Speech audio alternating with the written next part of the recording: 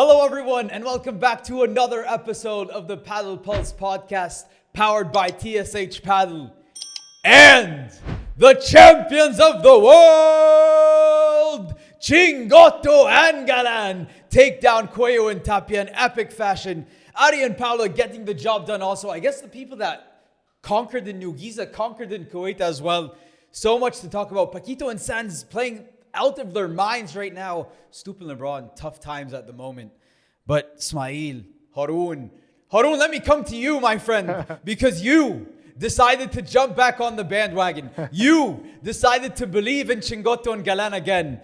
Chingotto Galán come back from a set down in another epic final against Coello Tapia to become FIP World Cup champions in the pairs division. Your thoughts on the ones, the onlys, Chingotto Galán. Guys, this was unbelievable. I was so happy watching that. I was really filled with joy. The reaction by Chingalan, especially Galan, was really nice. Like it was really nice. You really felt that, you felt the struggle that he was feeling all year. The haters, and maybe sometimes we were the haters, but he was like trying to silence all of the haters, and everybody really shut up, I think, in that moment. In that moment, we're like all silenced, we're amazed, we're so happy because I think we are all happy that we were proven wrong. Because time and time again, we kept on saying, is this the right couple? Is this the right couple? Because so many matchups, by the way, against Coello Tapia, you really felt like this wasn't going anywhere. And for a set in a game, you felt maybe a set in almost 2 games, you felt that this was also going to be quick work, where this was going to go back to the same old Coello Tapia type of matchup where, yeah, it's really nice, amazing points, but you really can't see Chingalan fighting through that. But by the way, that hold to start that second set, just the first, like the second game of the second set. From love 40 down. Love 40 down. That was incredible. Monumental hold. And you felt it, how they were screaming. Like, also like that scream after that fault by Chingotto from Galan, where he was screaming that it was called out. You felt his frustration. Like, he does not want this match to go away. And if they would have went down 2-love to start that second set, who would have known what was going to happen? But it felt like it was the same repeat of that Milan final where Coello Tapia started off strong, and it felt like, okay, is it going to be the same old, same old matchup again? But it slowly started to unfold. They started to find chink in Coello Tapia's armor, little by little, until they completely opened the gates of hell, and it was guns blazing. Chingotto was unbelievable. He was flawless. He was really crushing that matchup, or that cross-court matchup against Coello. And also same thing with Galan. He was crushing that matchup against Tapia, slowly unfolding. And it felt like, again, I was rooting for Coello Tapia to do something. How are you losing all of this? Like, do something. It was an amazing match. I was so happy. I'm so happy to be wrong. Unbelievable. You weren't wrong though, Haroon. You were right. You picked them to win the tournament. Yeah, come on, man. Maybe so happy that I was wrong to get off of that bandwagon. Because, by the way, you have to give me credit. I was the longest guy on that bandwagon for quite some time. I jumped off, and then I'm back again. But yeah, I did pick them to win. But you're welcome. Anytime. What? I pulled you back in. You pulled me back in. You were swimming towards the boat, and I told you, Haroon, here's my hand. You can get back on. The smashing today, by everybody was unbelievable. This was one of the best classical matches that we've seen. The smashes was unbelievable. How many winners did we see? Unbelievable match. Ismaeel, you had Coello Tapia winning this tournament. Can you believe it? Chingotto and for what? 40 minutes? Yeah, it looked like it looked exactly like Milan. You were onto something. And then you weren't. Yeah, I know. I looked like it was one-way traffic. Like after that first set, they were up 5-1, double break up. Yeah. And then, Chingalan broke back. That first set was going to actually be 6-1, not even 6-2. They were serving for the first set at 5-1. Yeah. And then 6-2, they broke back to finish the set at 6-2. They had all the momentum, 1-love up. And then I agree 100% that love from love 40 was incredible. Yeah. And this was an incredible fight from Chingalan, because that second set didn't look like it was in their control at any point in time. At no point in time did I feel like this set was theirs. They were fighting to stay in it every single game. And they were down game break points at multiple points in that set. And somehow they held on at 5-4, you know, when they're serving to say in the match at 4-5, I'm like, is this the time Coello Tapia they seal it? They held that game at love. Like, that's how well they've held their nerves and their composure.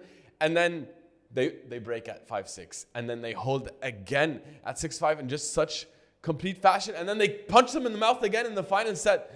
Like, I did not see this coming at all. And it was unbelievable. And I don't know what to say. Chingalan were incredible. Chingotto abused them with his víboras and bandejas to the feet.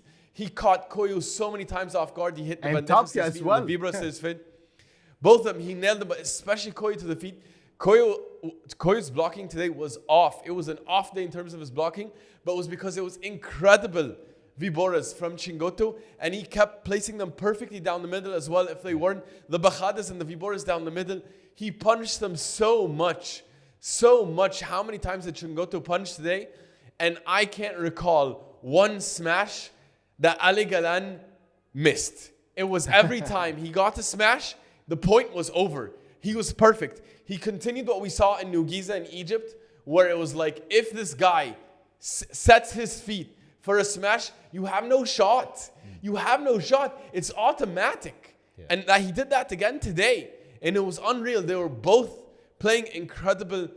But the most impressive thing for me is that at 6-2, 1 love down, love 40 down, these guys have an incredible camaraderie bond where they genuinely fight for every point and they fight together. They're one team. Every point, they're one team. I didn't feel like Galan gave Chingotto anything other than excellent body language and communication. And Fede is just absolutely hyping Galan the whole time. They hype each other after the missed points more than they hype each other after the great ones. I've never seen anything like this. There is no team, including Coello Tapia, that matches this energy. They have, by far, the best energy of any team on tour, men or women, including the world number ones in Coello Tapia. And it's just so contagious. Like, I feel like they would both run through a wall for each other. And they did. They've dominated now this matchup in the past couple of matches. They gave them a bagel last time in the final set. They gave them 6-2 in this final set. Not only that, they were 4-5 down. And since then, they won 8 games out of the next 10. That's dominance. That is dominance from Chingalan. And I can't point it to anything more than just mental toughness and brotherhood. Because, you know, they have no ounce of negativity between them. It's unbelievable. Not one. They don't dip for a second. No. I can hear them. How many players can you hear them through the mic of the commentator, how they're screaming to each other? How many do you hear? You can hear Chingotto telling, "Vamos, Ale, vamos." You can hear, "Vamos, Fede." Like, it's wild. This is amazing energy. It's amazing energy. Amazing. I would like to point out that I think Coello and Tapia also have very similar energy with how they. But they're not as hyped. Like, they are so supportive, but this amount of hype, I don't think anyone has this hype. They're not as visibly positive together as visibly passionate. They are very passionate, but I think Chingalan take the cake there. Yeah, but you know, Ismaeel, because you hinted at this and you talked about this at length actually now. But to me, I just want to go back to the mental toughness that Chingalan have is indescribable. Because, you know, when you're playing against, I don't know, seeded 5, seeded 6, seeded 7, and you do things. But what they've been able to do the past 2 tournaments against Coello and Tapia, the world number ones, the kings for the past 2 years, by far the best team in the world ever since they've teamed up with each other. And you're down a set to them in both matches. And you're eventually going down a break in the second set. You're getting smoked. You're not just down a set. You're getting smoked. And you find a way both times to absolutely turn the tables on them completely, take all the momentum. Coello was playing out of his mind in the beginning. So was Tapia. And they, time and time again now, they've been able to take that energy and absorb it and use it themselves and just force their way into the match and dominate. And that's something that really needs to be commended, because the fact that they're able to do that against Coello and Tapia, not against Coello and Tapia, you're down a set, but you have the mental fortitude to hang on and hold on and to believe that you can eventually pull this off and it's going to come. And that's exactly what happened. They did it in Milan. They did it again here in the FIP World Cup pairs in Kuwait. A big, big win. But the mental toughness that we saw from these two guys in those two matches is exemplary. It was incredible. And also just the fact that they can turn the table on a rivalry where they were 1-11 a couple months ago. They were 1-11 against Coello and Tapia. And now they're 3-1 in the last 4. Yeah. Like, how do you change the rivalry that much? When we talk about tennis, we see how hard it's overcome when you're so lopsided in the rivalry. Like, when we talk about Taylor Fritz 0-11 against Novak Djokovic, or Musetti 1-9 against Djokovic. Like, it's so hard to overcome that burden and to find your way on the winning side. Like, just to get one win. Yeah. Now they've turned the rivalry completely, where they are now dominating this, right? Like, there's no other way to put it. They own them in the last 4. To that point, we drop who you gots on our stories on TSH Padel. And in the beginning, when this rivalry was being played, it was a heavy Coello Tapia pick. This match, by the way, it was a majority, 57%. Chingotto and Galan, and the other side you have Coello and Tapia with 43%. Like that's they've changed everyone's minds. Not only have they been able to believe in themselves, everyone now believes in them also. Yeah. Like that's what they've been able to do. They changed everyone's mind. Everyone on planet Earth was saying this team up is not working in the first 3 months, in the first 4 months, the first 5 months, and then they. Yeah, exactly. But they were able to, like the way they've been able to turn everyone into believers. Like this reminds me of Ivan Drago, Rocky Balboa, Rocky 4. Everyone was cheering Ivan Drago and there's no way. And then all of a sudden they make them bleed and they cheer and they believe. And then that's exactly what happens now. They are now the favorites, by the way, whenever they play against Coello and Tapia. That's an absolute fact. They are the favorites according to the fans. So absolutely sensational stuff. But one thing I would like to mention, because when we started off this match in the first set, Haroon, and I'm like, Arturo Coello is the best player in the world. And this is an undisputed thing. And then lo and behold, someone named Alejandro Galan decided to remind me who he is. And he took over that match, starting from the second set into the final set, and decided to put his fingerprints on every part of this court. He was flying everywhere. He was getting the smashes. He was smashing. He was defending. He did everything. And this match to me was his statement match of telling everyone, Coello, Tapia, name whoever you want. I am the best paddle player in the world. Don't care left side, don't care right side. It's me. And that's exactly what he proved today in this final. He's an absolute beast. He is a specimen, a physical specimen. We saw him when we were watching New Giza. Like, he is a tank, and he's gliding, and he's floating like a butterfly, and he has absolute power. He was awesome. He was awesome. He really was. And to Coello's credit, he started off like King Coello. Yeah.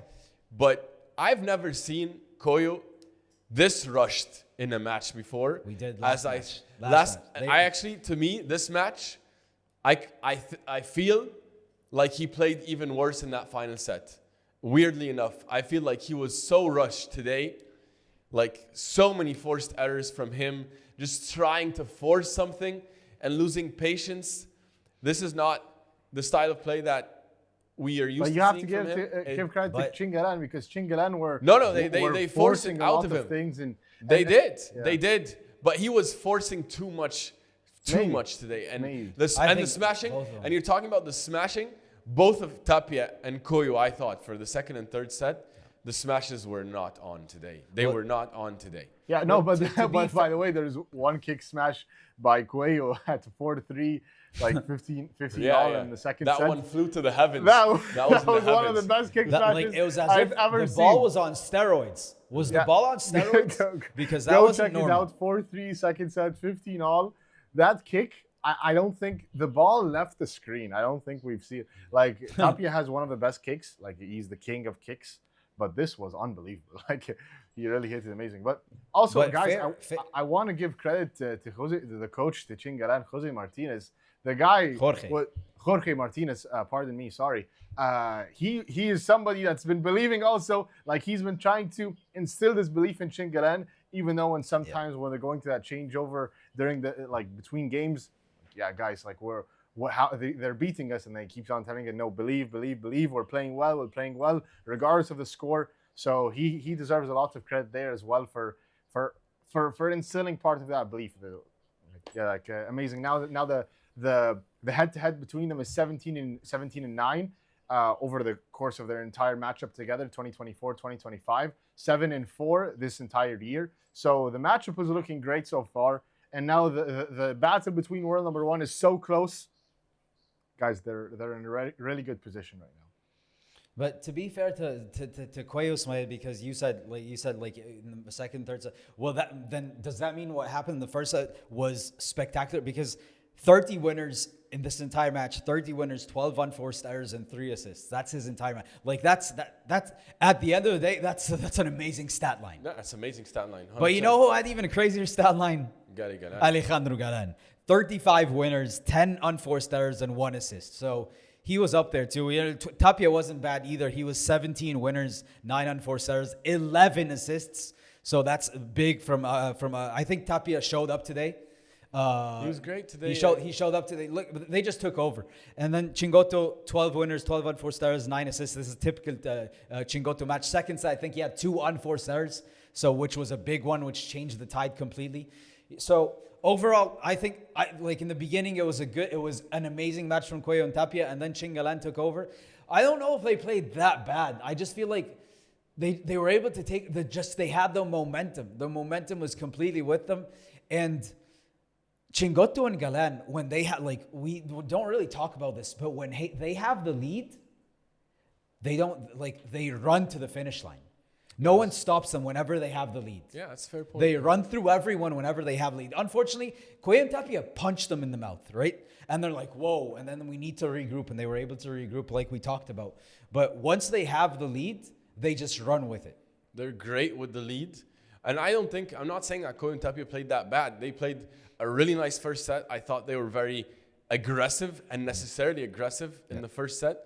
The second set, I felt they had the control for most of it until they lost all the momentum. And then in the final set, I think Coello was a bit too forcing and Tapia was a little bit too passive at times, in my opinion, which I felt like he needed to go in and support there and try to finish the points, because I think Coello felt too much of a burden trying to be the only one who's carrying those aggressive nature of their style of play in that final set. But that takes nothing away from Chingalan, who I thought played spectacular. And I thought Chingalan, I thought Chingotto was marvelous today. Yeah. I thought Chingotto was the way he was able to utilize the middle of the court. And then he doesn't dip, Haroon, but like he knows how to, like, Arturo Coello, whenever he's on the court, he takes away all the space from you. You have no space to go. But Chingotto's able to use the variability of the slow shots, the fast shots, whether it's Chiquita, to bring him in, to open up the angles, to lob over him. Like, it felt like in that second and third set, he was able to create so much space on Arturo Coello's side. And Arturo Coello absolutely hates when he's not in control of the points and he's playing reactionary. He loves to be the one that's proactive, like Coach Nacho Porto likes to say. And he wasn't able to do that against Chingotto in that second and third set. He was reacting to everything that Chingotto was doing. He was the chess master, and he deserves so much credit, like you said, Ismaeel, for them to get this big win and to claim this world championship for pairs. By the way, like a point, like a thought I realized also. Yeah, we were talking before earlier in the year, like the smash and the overheads, but like we had a chance to watch Chingotto live. His viboras, his volleys, like when he goes to you while you're at the net, hitting a super quick vibora right at your chest, that is extremely difficult to defend. Like, it's not just because it's not a smash does not mean that everything else is a cakewalk. Like, his volleys are very, very hard to defend. They die on the court. And his balls are going in the corner. He uses the angles very well. And today especially, like usually, like you said, Coello really suffocates you and he makes you like feel like you have no space to hit the ball on the court. The contrary happened with Chingotto. Chingotto made it feel like there's so much room to go for on the court. And credit to him, he's a fantastic player. Yeah. Then Ismaeel, final. You saw the stats. You saw the match. Who was your MVP for this FIP World Cup pairs on the men's side?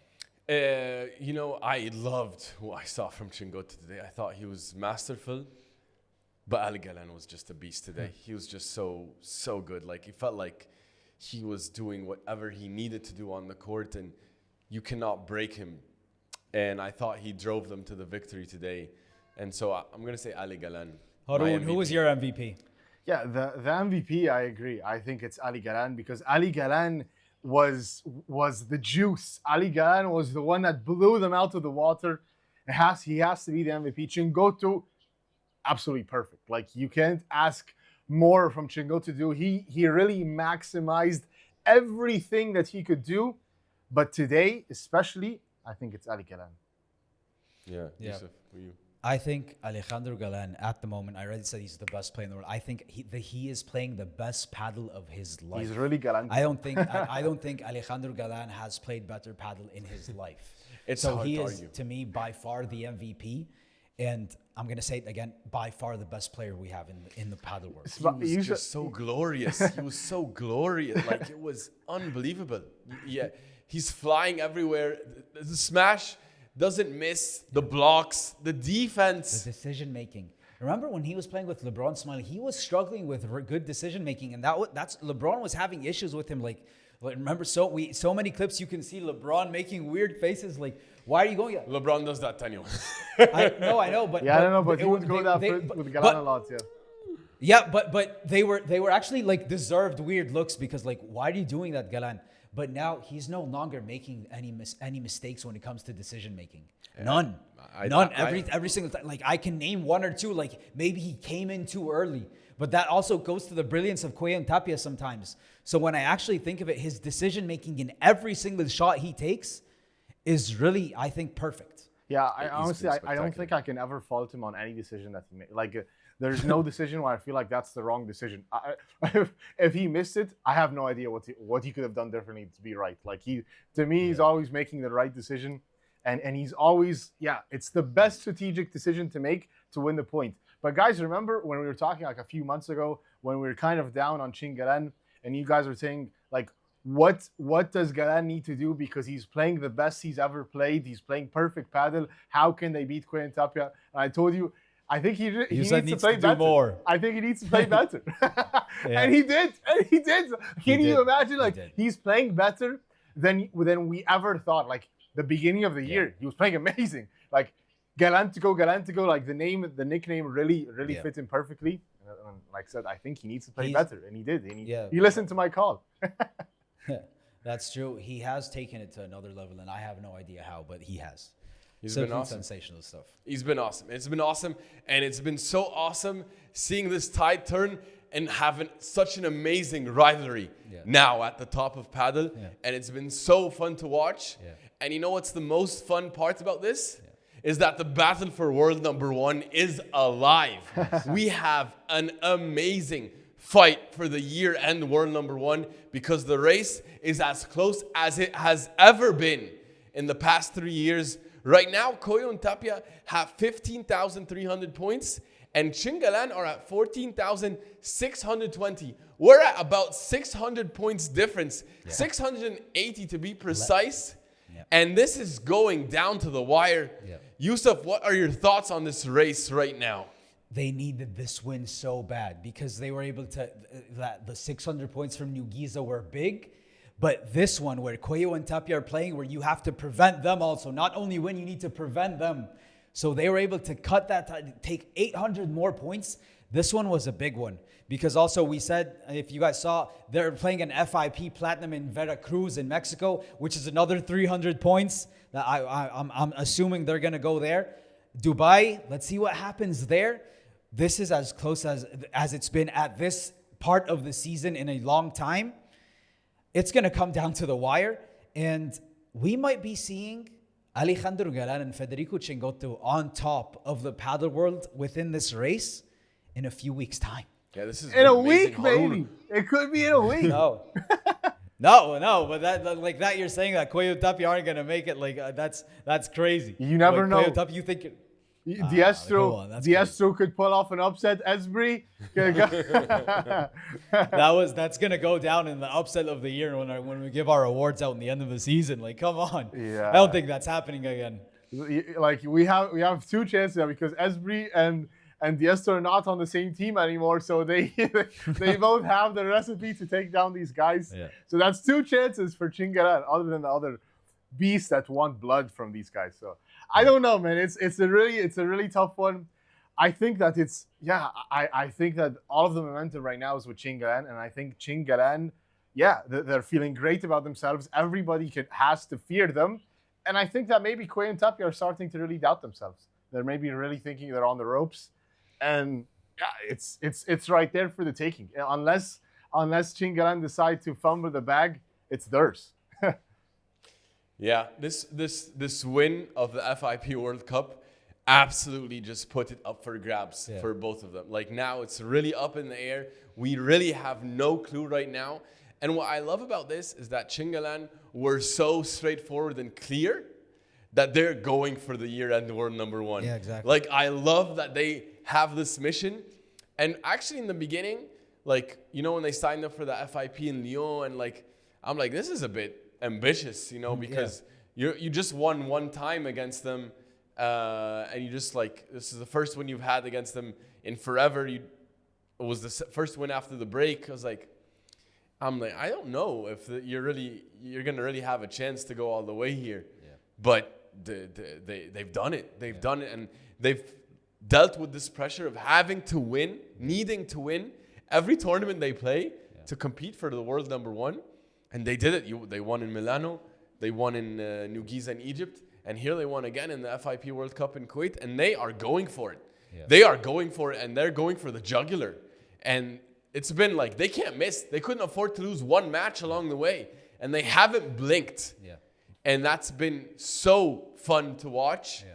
And this race, it's coming down to the wire. It is a spectacular race we're seeing right now. We might look back, and Coello and Tapia might think, why did we skip that New Giza P2? They might regret it. Like that really might come down to that. They might regret it. Why in the world did we skip that tournament? We gave them free 600 points.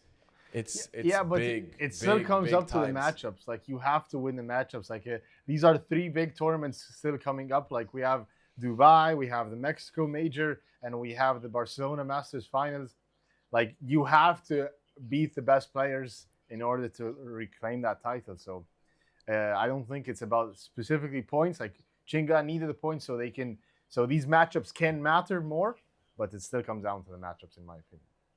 Yeah, and some dogfights coming our way. All right, speaking of dogfights, we have absolute dogs. Paquito Navarro and Jon Sanz. These are really electric bunnies.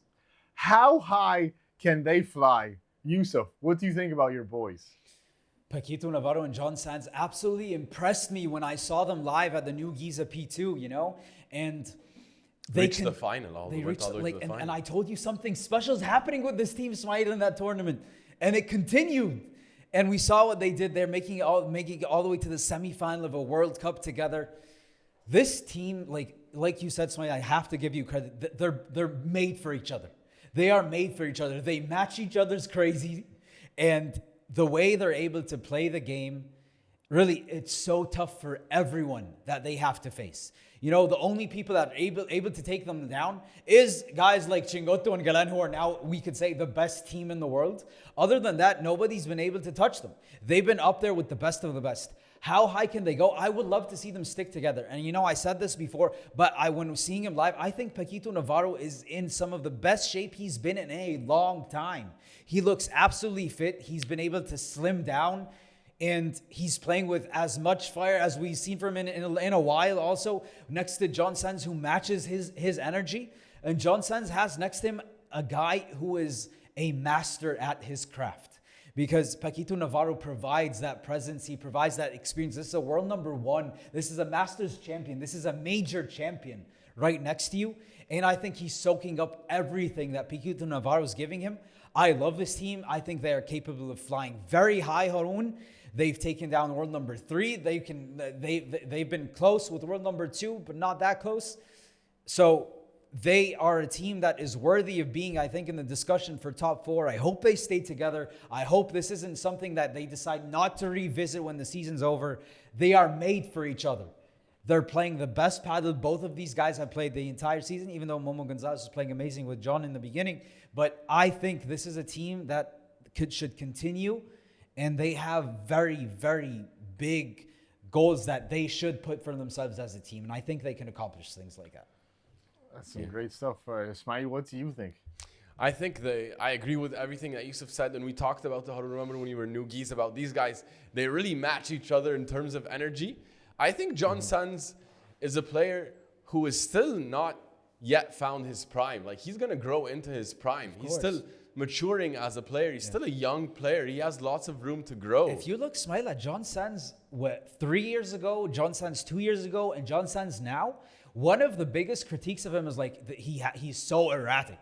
And he goes for crazy shots, and he doesn't know how to play with patience and play smart. What we saw in Nugiza, I think that was very smart. Yeah, he was a smart player and also incredibly fit. And how quick was he moving forward and coming back and defending? Like, it was so fun to watch Jon Sanz play. And so I think that he's learning a lot next to Paquito. I think Paquito is helping him hone his talents and his abilities. Yeah. I think they match their emotions. I think they complement each other a lot because he has a gear of aggression that, Bergamini didn't have. So, and Paquito at this age needs, because he can't be as aggressive as he used to be before. So, Haroon, I think they can fight for top 4. I really do. I think they're right there. Paquito's looking good. They have a good vibe. This is now final, semi-final, and back-to-back tournaments. They should be really proud.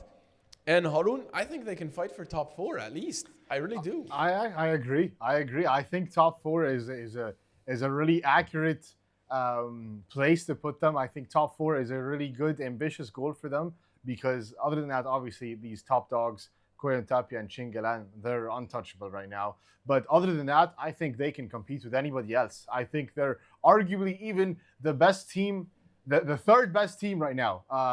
Maybe you could argue, is it Yanguas and Cookie? But they already made the final in New Giza, and they made the semi-final, so they lost the eventual champions in Chingalan. So they're looking great. Paquito is feeling great. He has some limitations there when he lets his emotions get to him. But other than that, Jon Sanz is playing the best he's ever played. I think they're a great team. And they said, let's see what happens where they what goes into 2026. But beating Stupaczuk Lebrón on their way out is still a big win. And they have a lot to be happy about at this moment. I agree. But to your point, Ismaeel, because you said Jon Sanz physically, like Paquito Navarro after that semi-final, the quarterfinal win, he's like, Johnny, and in the interview, it's so funny, and he's telling him, I think you are the best physical on tour. So like that's his partner. Paquito's telling him, I think you're actually maybe the fits. I think some others have something to say. So, and his name rhymes with Alejandro Galan. So he has something to say about that. But Jon Sanz physically he's a man. He's everywhere. He's an energizer bunny, and he doesn't stop running. So great point that you made about his physicality, and Paquito made that same exact point. Yeah, he's unbelievable. But guys, we had very interesting matches that went down this tournament. It really was a fun tournament overall. There were lots of upsets, you would say, and lots of big wins by certain players. So let's move into this new segment that we want to try, and that is bad loss or great win. I'm going to tell you a match that went down, and you tell me, was this a bad loss by the high-ranked team, or a good win, or a great win by the lower-ranked team? Let me start with you, Ismaeel, here. Well, we just talked about them. Paquito Navarro and Jon Sanz taking down Stupa and Lebrón. Is it a bad loss for Stupa and Lebrón, or a great win for Navarro and Sanz? You know, Stupa and LeBron, they're not in the best moment right now in terms of their partnership and relationship. Yeah. But these guys are still utmost professionals. You still have to play a great match to earn a victory against them. They're not going to give you, there's nothing given for free against these guys. And so I think this is a good win from Paquito and Jon. They're showing an amazing level to win the final set, be more clutch in the final set in the way they did it. Yeah. No, I definitely think this is a better win than it was the quality of the loss. Haroon, bad loss or great win? No, I fully agree. I think this is a great win because still, Stupa LeBron, although they're having their difficulties and all of these things, but it's a very tough win to get one over LeBron, like with Lobo. So, and they played amazingly. They came, like, I thought that LeBron and Stupa were going to figure out a way to win because they're the superior team, but actually they proved me wrong. So, Paquito and Sanz played amazing. So I think this is a great win for them. LeBron and Stupa, Ismaeel, came off a 6-love, 6-2 win over Coello and Hernandez. Yeah, it's wild. And we love Coello and Hernandez, and they're going to be superstars. We just saw what they did to Ausberger and Dineno in Giza. Exactly. And that 4-all game where Sanz and Navarro were able to, it was 20 minutes. They had to save 6 break points to hold that and to be able to then go and break Stupa and LeBron the way they did to close it out. This is a great win. And I think just that win in it of itself, like that's something you hold on to and you're like, okay, then we take this energy that we have here and let's live on it for the next, I say 6 months. Like continue, ride that wave. So no, a great win for them, an absolute great win for them. Yeah, I agree. Then how about this one, Haroon? David Gala and Pablo Garcia taking down Leo Ausberger and Martin Dineno in the first round of the tournament. Final set 7-6. A bad loss for Ausberger and Dineno or a great win for Galan and Garcia? That was an epic match, huh? Like, that was an epic match. It was like the match 6-7, 7-6, 7-6. Yeah. Unbelievable. And also that second 6 tiebreak finished 10-8. Like, what a clutch performance by Pablo and David. Like, that was amazing to see. By the way, these guys are future superstars by far. Like, they're playing amazing. The level of mental composure that you need to beat Ausberger and Dineno, who just won a Madrid title, a P1. Like, these are big time players and they're coming to want to be world number one. Ausberger wants to be world number one. So to come up with such a win, hats off to them. That was a great win. It was not a bad loss. That was a great win by them. They earned it and they're superstars right now.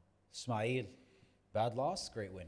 Well, Yousef, with all due respect to Pablo and David, they're great players, and I agree with what Haroon's saying. They're going to be at the top of Padel very soon, but no, this is a bad loss for Dineno and Ausberger because they're supposed to be able to take care 6-7, 7-6, 7-6. It's a great match, but they should be able to take care of these young guns right now. They don't have the seasonality like they do. They don't have the power and, feistiness and savviness as veterans right now. Even though Ausberger is young, he's a veteran with a lot of experience at the top of Padel. No, they shouldn't lose this match. You just talk about Stupa LeBron, who won 6-love, 6-2 against Coello and Hernandez. This is the same type of energy we should see from Ausberger and Dineno. They play too much with their food. In New Giza, Coello and Hernandez gave them fits. They're not able to down these young guns. And so, no, I think this is a bad loss. And whenever you lose 2 tiebreaks out of 3, that means that you weren't as clutch as the other ones. And so, no, I credit this to being a bad loss. Ismaeel, before this match But the final set finished 8-6 also. Like, the final set tiebreak finished 8-6. Before this match started, I told you guys, I think Ausberger and Dineno might lose this match. And that's exactly what happened because David Gala and Pablo Garcia are coming off an FIP gold win, which means they're coming in with momentum. Ausberger and Dineno are not coming in with momentum. They lost really straight sets, lost to Chingalan in the New Giza P2. And they haven't looked great since they announced their breakup. Yeah, and by the way, David Gala, just to let you know, when they asked all the players on tour and all the coaches, like, who's one player that has impressed you the most this year and you expect a breakthrough? Most of them, majority of them said David Gala. And he was spectacular that match. Garcia was amazing too. But I think David Gala, by next year, he's going to get a call from a top player. He is going to be a top player. These young guys are coming, Haroon. Superstar, let's wait and see. But they are on their way. So this is a great win by them.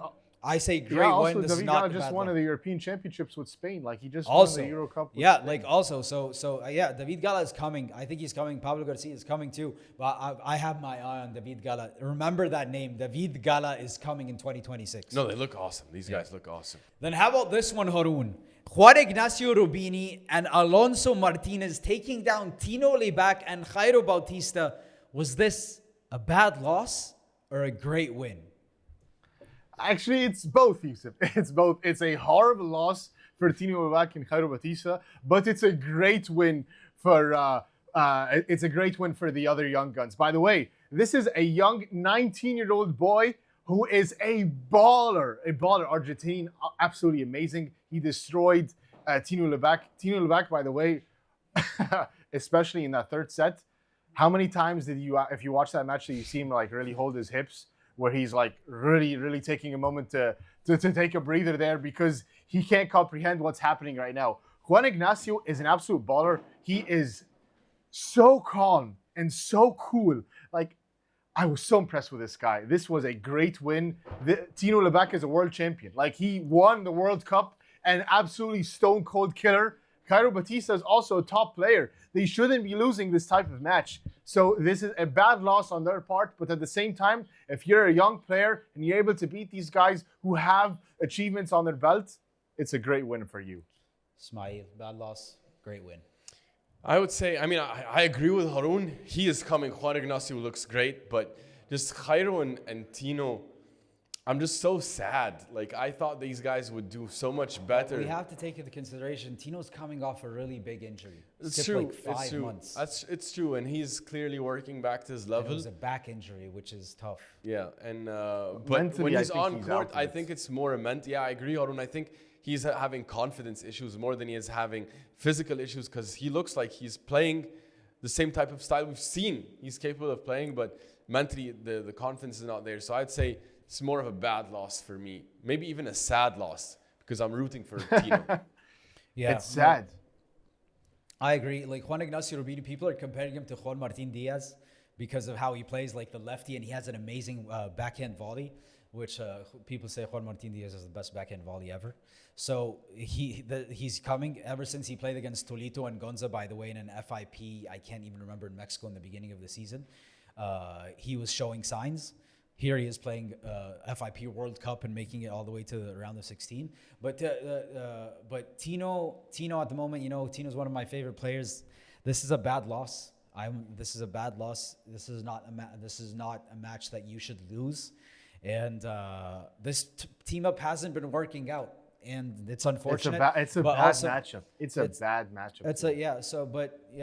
It's a tough time for them right now for both Jairo and Tino. I hope they bounce back because I'm a big fan of both of these guys. Yeah. But Yeah, last one, Haroon. Last one here, okay? Coello and Hernandez, the team that we love, taking down Joffrey and Arroyo. Bad loss or great win?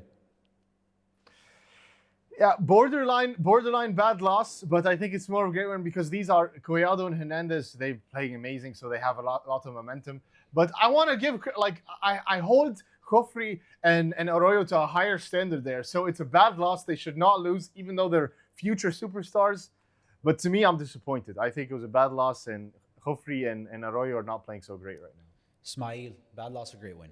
Coello is actually one of my favorite young guns right now out there on tour. So I actually think this is a good win. And Joffrey and Arroyo, these guys, they are top players, but I just think Coello is awesome, man. I'm so impressed with him. I've told you, I've been in love with Coello ever since he went up against Lebrón in the Brussels P2. I'm like, who is this kid? Why are you able to go toe-to-toe with Juan Lebrón? And no, they need a win over a top seed. Like, they've been having these close matches. Remember, they were able to take down Yanguas and Nieto, and they were able to come close with Augsburger and Dineno. And here they are getting another big win. They need these wins to know, like, they believe in themselves. They have the confidence. But this is only going to build it up even more and more. And then they can accelerate their jump to the top of the game. So this is a great win for Coello and Hernandez. Yeah. Love this pair. Absolutely love this pair. Stone cold killers. Yeah, love this pair. Well, guys, That was our bad loss or great win segment. Let us know. Was it nice? Was it not nice? Would love to know what you guys have to say about this. Should we do it again next tournament? But moving on from that, let us know in the comments, please, okay? Moving on from that, Ismaeel, Haroon, the winners of the New Giza P2 decided to go back to back to back and taking down Gemma Tirai and Delphi Brea, their kryptonite, in the final in dominant fashion, 6-3, 6-3, to claim the World Cup throne. Haroon, you believed in them. You said they were going to do it. Ari Sanchez and Pablo Jose Maria are champions of the paddle world. Your thoughts on them? Actually, I didn't say that they were going to win. Actually, I think you and Ismaeel are the ones that said they were going to win. I said Delphi Brea and Gemma Tirai. I said, oh, you're the one who picked them? Oh, sorry. I made a mistake. Ismaeel. Then how about this, Haroon? Take a break, my friend. Ismaeel, you said they were going to win. Go ahead. Sorry for that one. Yeah, well, I told you guys because I love the momentum, the grit they showed in that semi-final and final in New Giza. Remember when against Sofia Araujo and Andrea Ostero at 4-all, and they could have lost that match. They were double breakpoint down in that final set match. They grinded that one out, and then they were able to dominate the final. And they're so battle tested, and it feels like they're so together. And we talked about this at New Giza, right? When you're watching them live, you can hear how positive Paula and Ari are together. They're constantly communicating in such a great vibe, similar to Chingalan, but then again, no one competes with Chingalan. But I just love that from them, and I think it showed me that they believe so much in each other. So I thought that, even though Gemma and Delphi have done such a good job against Ari and Paula this year, I thought Ari and Paula would find their way actually to regain momentum in this rivalry. And it happened again because this was a match that was swinging back and forth like crazy, like so many breaks. I think we had 9 breaks in the first set, which was insane. And then they were also down a break in that second set, 3-1. And then they regrouped and then they took over. Oh, sorry, they were up a break and then they lost it and then they took over again. So I think this speaks to the resilience that Ari and Paula are showing as a team. They're so savvy. They were back-to-back world number ones for a reason. We should not forget that. They know what it takes to finish the year at world number one. They know that you can have tough spells during the season and then you can come back. They believe in each other. Yeah. They're together. All the communication we've heard from either Ari and Paula have been so positive about each other. And now they're getting validated because it's paying off. Like Chingalan, it's paying off when it matters most. And again, we have another world number one fight. Yousef, that's going to come down to the wire. Yeah, but Ismaeel, I love that point that you made because they both said when everyone started doubting us and no one believed in us and everyone said break up, they're eventually going to break up. Same thing about Chingalan. It's the same exact storyline.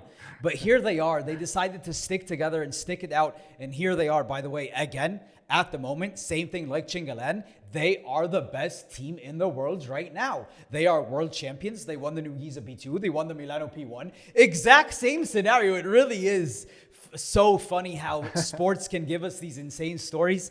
And Ari and Paula today, they were on another level. Gemma and Delphi. And I think this goes back to the point, Ismaeel, that we talked about, remember, in the New Giza P2, that the momentum, Haroon. Remember we said the momentum going into the next tournament.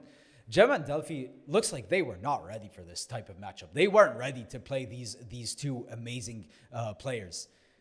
But Ari and Paula were prepared. And they were ready. And Gemma played really bad. And Delphi played really bad also.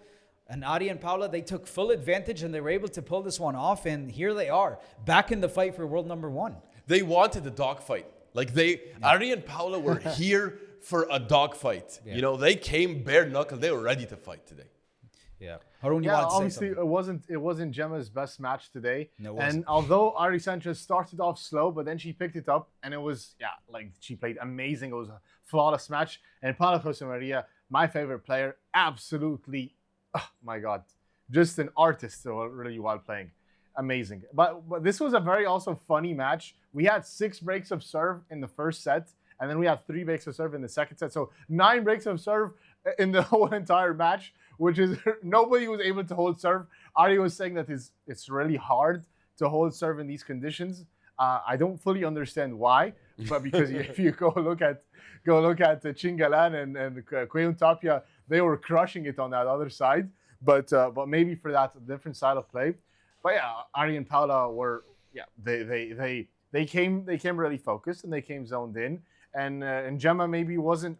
You can argue it's probably one of her worst matches she's played of the year, and maybe she's coming off an injury as well, not feeling so great. So yeah, maybe that's not a good recipe there. They decided to take a break to recover, and looks like they took a long break, but it looks like they haven't recovered from whatever ailments looks they're like having. Like you said, Yousef, like you said, the momentum was a really key thing, crucial thing here, where Chingalan, that momentum really helped them. Yeah. And same thing for Ari Paula, the momentum really helped them going in. They're feeling themselves. As opposed to you starting off cold. You don't know what it's like to play at the level. Stats speak volumes, Haroon. Paula Jose Maria, 22 winners, 12 unforced errors, 1 assist. Ari Sanchez, 12 winners, 12 unforced errors, 7 assists. 7 assists from Ari Sanchez. Really, that's spectacular stuff. Triai, 15 winners, 16 unforced errors, so she's in the negative, 1 assist. Delphi Brea, 8 winners, 10 unforced errors, 4 assists. Also, barely +2. So, but the stats say it.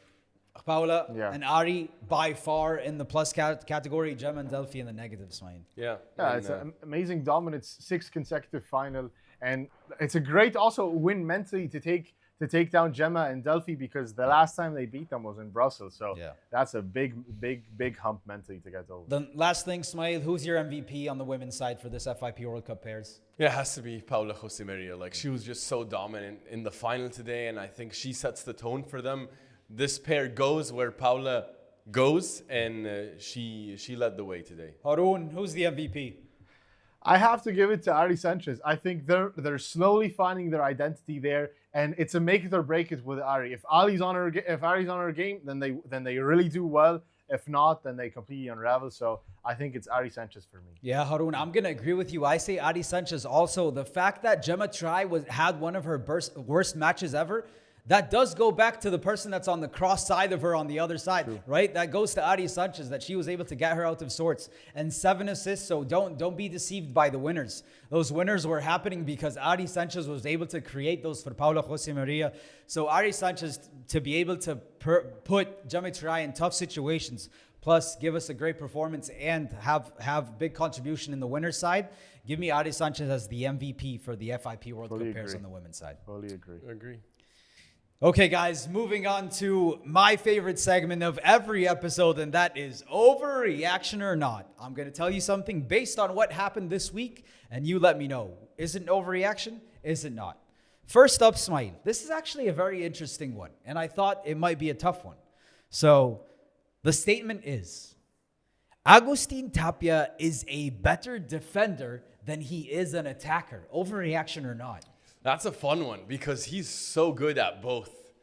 But the more I watch Tapia, I feel like he prefers to play actually a bit of a slower pace, a bit more of an attacking pace. So I actually think that he is actually a better defender because he prefers to be at a relaxed pace as opposed to someone like Ali Galan who loves to attack. I don't think that Tapia is necessarily a hunter as much as he actually does a lot of damage from the defense. Might be the best person who changes defense into offense. But yeah, I actually think he might be a better defender than attacker. It's not an overreaction. Nice, Haroon. Then overreaction or not? I actually also agree. It is not an overreaction. I think that he does like to play at a slower pace. He likes to use the angles. Besides the smash, I don't know. He's not somebody that loves to crush the Vibora, crush the bandeja. That's the fastest shot he has is smash. But when are the times where you see him trying to whip a Vibora? I think it's very, very few times where you see him. He smacks a changletazo with his volleys, but yeah, you're right. The sure, but the volleys were, but that's a kind of, maybe you could consider it a smash as well. But it's not like a Yangwa, it's not like a Chingotto. He doesn't do the same things as well. So he doesn't like to brute force. So I think this is not an overreaction for me. Yeah, I was actually it came to me like a light bulb. I'm like, whenever I'm watching Agustin Tapia in the back of the court, he's not making any mistakes and nobody's able to overpower him in any way. He's able to get out of every single problem whenever he's defending in the back. And he anticipates so well. Yeah, so and then in offense, I feel like sometimes brain farts, But I sometimes, feel like sometimes push more, be more but proactive. sometimes I feel like decision making, but in the back, he's not making mistakes at all in decisions. So I would say also, this is a unanimous, not an overreaction. Yeah. Agustin Tapia is a better defender than he is attacker. Oh my God. I didn't think you guys were going to agree with me, by the way. Yeah. Okay. Then how about this one, Haroon?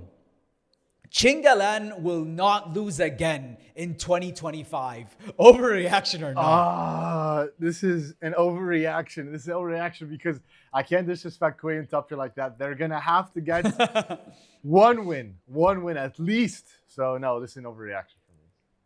Ismaeel, overreaction or not? Yeah, this is an overreaction because either Coello and Tapia are going to get at least one win over them. And in the Barcelona Masters finals, we know anything goes. Anything goes. We haven't been able to predict it for the past 3 years now. You can give me Coello Jon. And it's unpredictable. Paquito Chingo. There are no rules for the Masters finals. And so, no, I'm going to go overreaction on this. Yeah, I'm going to go overreaction. Coello and Tapia are too good. I can't disrespect them this way as much as I love Chingotto Galán and I love this team. But yeah, they're eventually going to get one. We have too many tournaments left. Yeah. Well, how about this one? The World Cup pairs, Ismaeel, should only allow teams of the same nationality. Overreaction or not? This is not an overreaction. I felt like the World Cup pairs, it didn't have enough flavor for me. Like, I wanted to see something special about the fact that this is a World Cup. Yeah. Give me the jerseys of the countries. Give me the colors.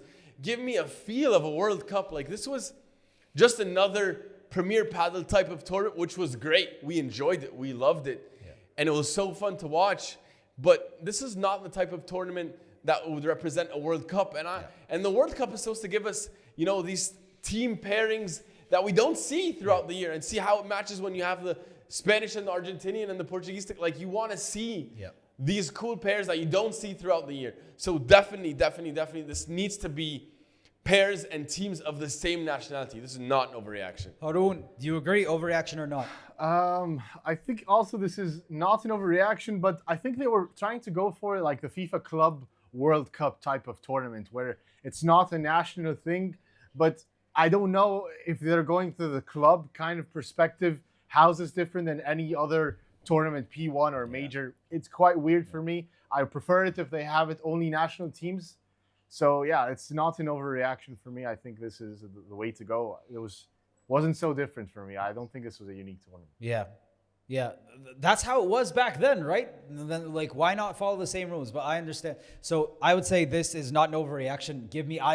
I was confused until the moment the draw was out. I was confused. Is this a national team versus what is going on here? Why is it called World Cup? And I'm sure everyone was confused. So this is not an overreaction.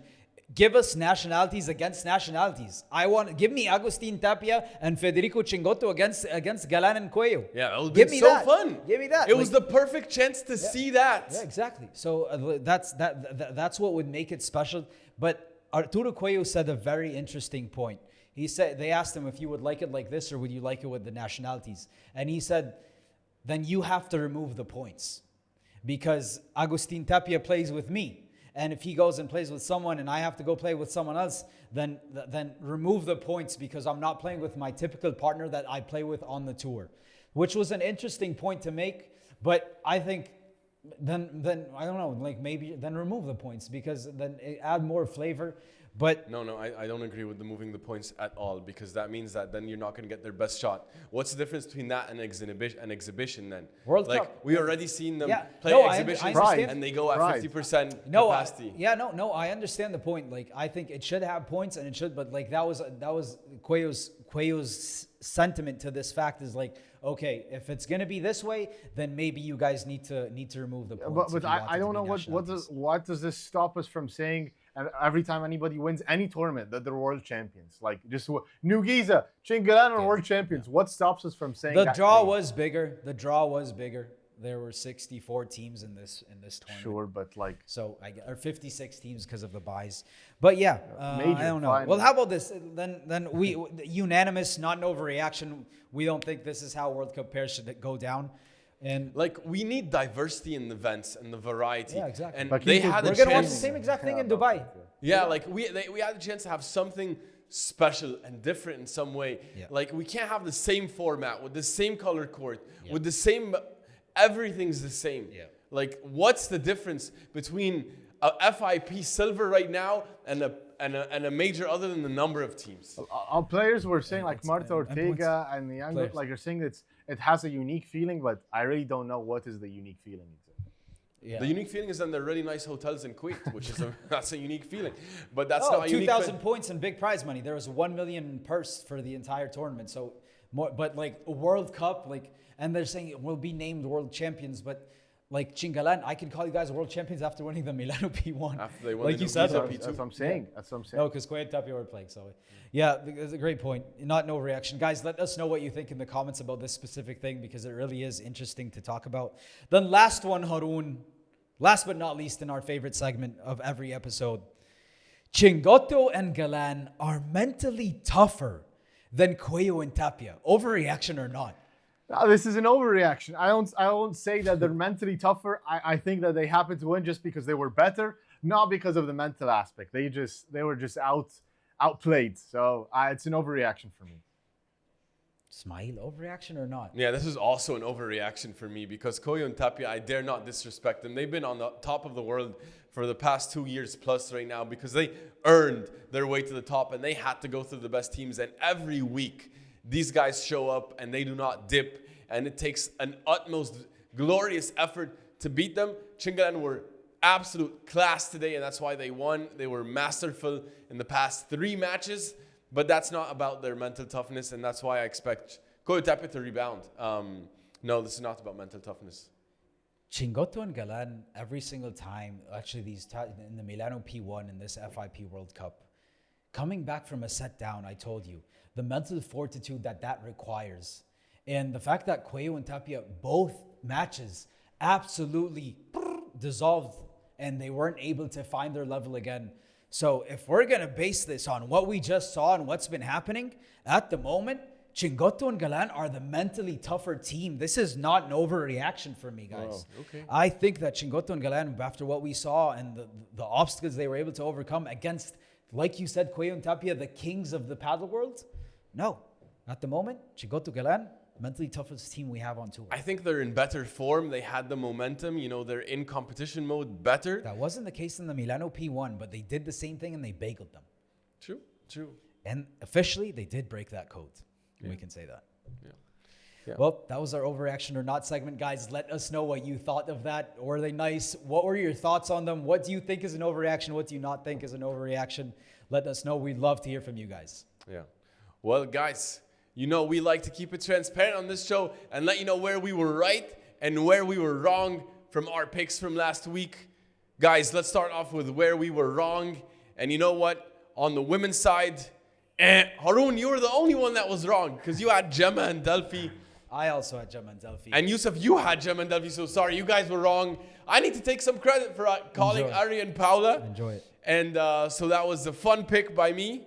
On the men's side, well, I was the only one that was wrong because I was the one that took. I took Coello and Tapia, and you guys had Chingalan, and well done. You guys read that one well, and I haven't been happier to be so wrong because it's so nice to have this rivalry and this world number 1 fight. Spicy end to the season. But Haroon, how does it feel to be back on the team? Like, let me just share your thoughts on what it feels like to be back on the Chingalan team. It feels we great. welcomed you back with Okinawa. It feels great. And all the diehard, all the real supporters of our podcast would go back and see that I was a fan of Chingalan for the longest time. But it feels great to be back. It feels great because now they're flourishing and they're on top of the game now.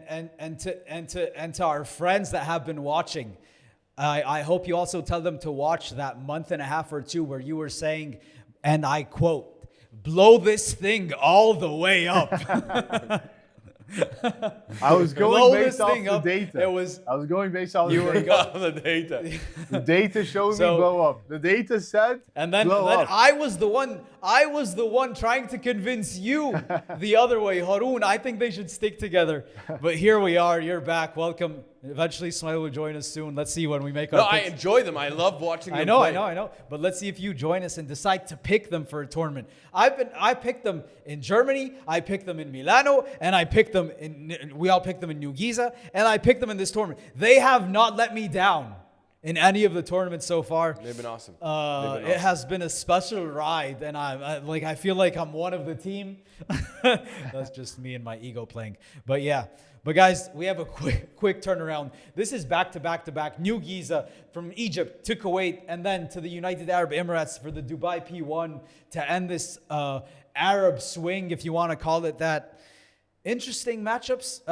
Coello Tapia on the same side as Yangos and Nieto. Chingalan on the Stupaczuk side, similar to what we just saw in the FIP World Cup pairs. Any matchups that you like? Does this change your mind? Do you feel any different about what we have here with this draw? Ismaeel. Yeah, well, I'm watching closely The Last Dance for Augsburger and Dineno, and also for Stupaczuk. Yeah. And you know what? They happen to be in the same quarter together, so they are potentially facing each other off in the quarterfinals. So I'm really looking forward to that match. You guys know I love Augsburger, and I'm interested to see how this one plays out. I've been waiting for another big run for them, so they haven't looked the best. And, let's see what happens here because, Yangos and Nieto, I'm also looking for them to have a break. And with these... Speaking of them, by the way, in that match against Coello Tapia, they had their chances to win that second set. First of all, that bandeja from Tapia that hit the fence. I thought that was out, by the way. I have no idea how the VAR saw it, and I thought it was out. And then the tiebreak, you're up 5-1, and then or 5-2, and you lose 5 straight points to lose the match. It's so tough. I feel like they're going to break through, but the window is closing. But let's see what happens this tournament. They're in Coello Tapia's path again, Ismaeel, which is tough. Well, yeah, but they need to go through the big dogs. Haroon made that point earlier that you need to beat the big dogs to be amongst the big dogs. And right now, they need to show that they can be amongst the big dogs. Yeah, no, it's been tough. 6-0 now, I think, against Coello Tapia. And I think something similar against Chingotto Galán. Yeah. But Haroon, let's make some quick early predictions. Let's say the last dance happens. Augsburger and Dineno take on Stupa and Lebrón for the last dance before the switcheroo. Who do you think wins that match? I think LeBron is gonna have to prove he's the alpha. I think LeBron is gonna go. He's gonna study. He studied, bro. He's gonna have to study for that one. And I think that Augsburger and Dineno not looking great right now. The chemistry is a bit off. I think Augsburger just wants to get it over with to move on with LeBron. But LeBron is gonna want to have that edge that I beat you just before they start off. So I think that's what's gonna happen. Ismaeel. Ismaeel, who do you think? I don't know who looks worse right now, Stupaczuk or Dineno and Augsburger. They've both been having tough times over the past 2 tournaments. Yeah. But I don't agree with Haroon. Augsburger shows up and he never likes to lose. He could go play with him ping pong and he doesn't want to lose. This man is an alpha and he's going to show up. So I have actually Augsburger. You played with him ping pong before? Yeah, I did. In New Giza, we played ping pong. No, I didn't. But I would have liked to. But I have Augsburger and Dineno because I think that he's going to show up for this match. I think Stupaczuk have mailed it in. And I think this is going to be the prove it. I think it's going to be the prove it match for Augsburger. He has so much to prove to LeBron. I think he's going to come in with an amazing energy and performance. So I need to break the tie. Well, guess what? Augsburger and Dineno, they don't look the best. Augsburger, you're right, Smiley. He wants to show who he is to LeBron before they team up, but they're already teaming up. And, LeBron and Stupa, I think they had tough losses. Campagnolo and Garrido in the New Giza P2, they were looking for a big win. They were able to get that one. They had the crowd behind them. And then that loss against Paquito Navarro and Jon Sanz, they're just on fire right now. So give me Stupa and LeBron to win this match and then move on to the semifinals and face Chingotto and Galán. I think they're going to do it. I think this is going to be their last tournament. The energy is not bad at the moment. So, yeah, I'm going Stupa LeBron to win this one. Okay, that's going to be fun to see. Yeah. Well, that was a match within the tournament. But now it's time to pick who is going to be the granddaddy of them all, who is going to be the king, who is going to be the queen of the Dubai P1 going down this week. Haroon, who is your champion on the women's side for the Dubai P1? I'm going for Ari Paula continuing the magic. I think it's going to go back to back. Ari Paula are going to lift this title, and they're looking great. The confidence is there. They're finding their identity. Ari Paula, baby, let's go. Ismaeel. I'm going to go with Ari and Paula as well. They're looking amazing. They have all the momentum. This is a team that's together. They know how to fight. They're gritty. They're savvy. They're tried. They're tested. Gemma and Delphi don't look great right now. So I'm riding with Ari and Paula all the way. And they want world number 1 too, by the way, like Chingalan. And they're coming for it. Ari and Paula for the win. Guys, unanimous. Ari and Paula, they're just on fire right now. They are they're on a completely different level, and they have all the momentum on their side. So give me also Ari and Paula. This is a unanimous pick, which is bad news for them, unless they're strong enough to overcome it. Wow. Our unanimous curse. Well, Ismaeel, on the men's side, we have the world number 1 race coming down to the wire. We have Stupa and Lebrón playing for the last time together. Augsburg and Dinero, the same thing. Nieto and Yang was looking for their first final. So my question to you is, who wins the Dubai P1 on the men's side? I can't compete. I can't mess with the fire that we're seeing right now from Chingalan. I'm riding with them, baby. They look so good right now. He joined, Ali Haroon, Galan is absolutely on a mission. And Chingotto looks the best he's ever looked, in my opinion, on the right side, next to Galan. Their energy is contagious. I'm buying in. I'm all for it. Coello Tapia are not the kind of team that will lose back-to-back, but they did. They did. Chingalan have changed the story completely. All in on Chingalan, baby. Haroon, who takes it home? Let's go Chingalan again. Let's go Chingalan again. They lost to Coello Tapia in the final last year in a quick straight sets loss. But they are going to get revenge in Dubai and lift the title. And they're going to go back to back to back against Coello Tapia. It's going to be glorious. I'm going for these guys. Yousef, make it unanimous. Make it unanimous. I've been riding with this team when I don't think many people were. And why would I back off now when they're at their absolute peak? When Galan is showing he's the best player to ever live at the moment. When Federico Chingotto is able to put Arturo Coello in spin cycles. Give me Chingotto and Galan for the 4th straight tournament. The race for world number 1 is going to get as spicy as it's been all year. Next week, they're going to lift another title. And we're going to go in to that Veracruz and then Mexico major where everything is on the line and the pressure is going to be sky high. Unanimous Chingotto Galán. Crazy. This is going to be so fun. You let us know your picks for the Dubai P1 title and let us know in the comments because we read every single one. And if you enjoyed that, you really need to go check out our latest interview with the Deus brothers. So many cool insights about facing off against Chingalan and Coello Tapia and also about how to improve your game. And if you like that, you're going to love our interview with Coach David Howe of the Swedish national team. So many interesting insights about how to improve your own paddle game and about the top level of players. And subscribe so you get all your paddle stories here every week. And we'll see you after Dubai P1. Vamos, vamos, vamos!